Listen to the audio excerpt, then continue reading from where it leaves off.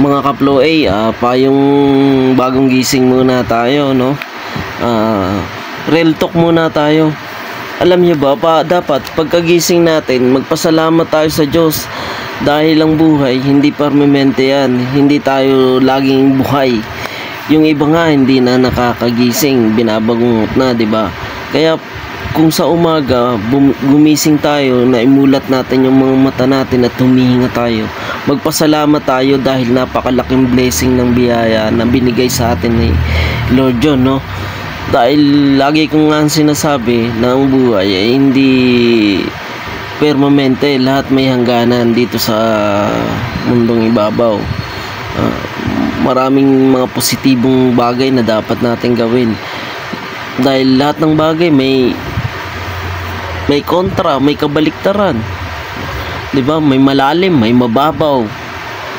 May babae, may lalaki. May tao, may hayop. May negatibo, may positibo. So, San ba tayo lulugar? Ano ba dapat gawin natin? Gagawin ba natin yung mga bagay na alam nating makakasama sa atin? Oo, maraming mga marites dyan, pero wag nating pabayaan. Hindi naman dahilan na chinichismis ka ng mga tao na ganito ka, na eto ka. Hindi naman dahilan yun para itigil natin yung pagiging mabuti nating tao. Dapat lagi nating isipin na hindi naman totoo yun. Alam natin yung sarili natin na lagi tayong gumagawa ng positibo. Lagi nating isipin na gumawa ng mabuti.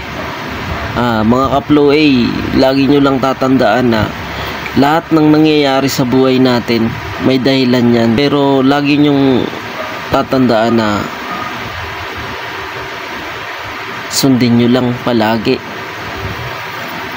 yung alam yung tama. Pag inilapit mo sa Diyos lahat ng bagay, i-guide ka niya siya yung mag-guide kung anong dapat mong gawin. Kaya good vibes lang tayo. Pagkagising natin, magpasalamat tayo sa Panginoon. At syempre dapat mag-exercise din tayo, mga kaplo. Okay, let's go. Talking about that dump truck. Now bag it up and dump it. Bag it up and dump it. Bag it up and dump it. I'm talking about that dump truck.